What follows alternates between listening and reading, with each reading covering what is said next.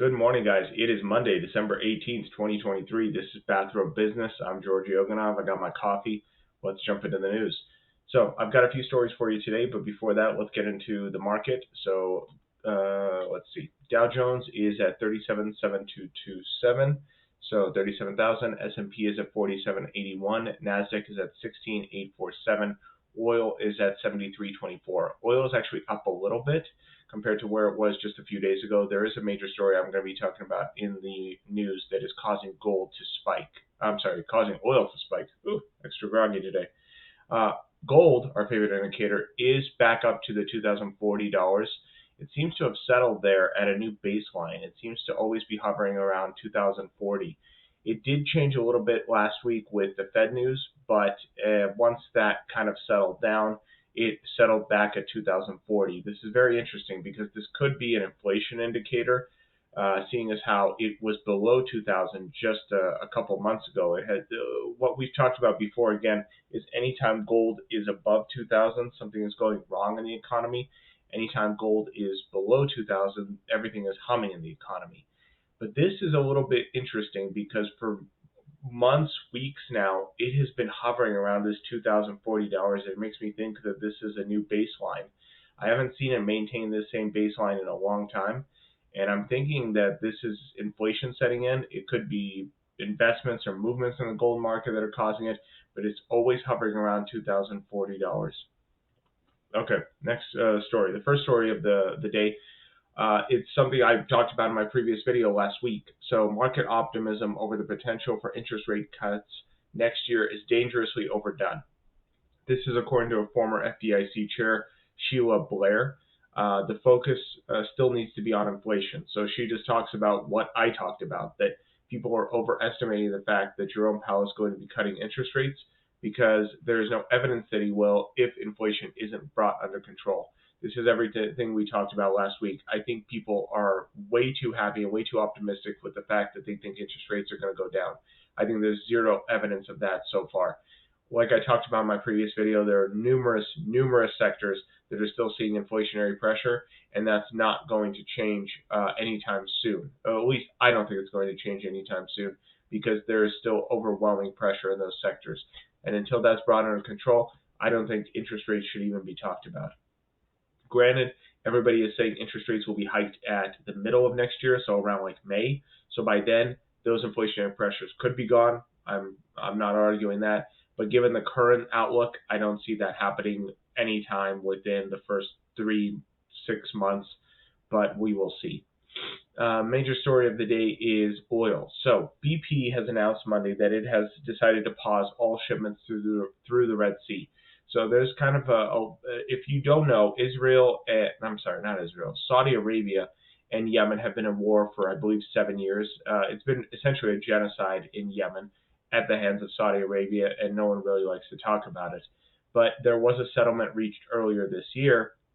However, it seems that regional conflicts are still continuing. So BP has paused all shipments through the Red Sea in light of a Houthi attack. This comes as others, oil tankers in that area, are also halting shipments, and obviously this is reflecting in the oil price. So oil is up because of those issues, and it's probably going to affect supply chain. So I wouldn't be surprised if this price fix lasts for a little while, seeing as how that regional conflict could be a while before it's resolved. So I wouldn't be surprised if we see a new kind of baseline with oil around that $73 a barrel. Now, this is a global market. It could change, seeing as how somebody else could come out and overproduce. But I think this is going to be a major move in the oil market. Next, two stories are really, I believe, linked. So one is about Meta, one is about Amazon. So Meta is having a fantastic year, a record year, in fact, in light of their cost cutting in response to kind of a very disastrous 2022. At the same time, Amazon is now instituting new return fee policies. I think this is very interesting because I think this is really the result of what high interest rates do to the economy. And I think this is a good thing. So for the longest time, a lot of these megacorps, a lot of these tech companies could just essentially do whatever they want because they had a printing press. So they weren't really operating on normal market rules. They weren't really operating with normal capitalistic structures where you had to worry about costs. You had to worry about efficiency. You had to worry about innovation. They were just essentially like, hey, this would be cool. Let's print a bunch of money and just play with it. Granted, um, there is some virtue to that in the fact that you have the ability to experiment, but it also creates tons and tons of waste.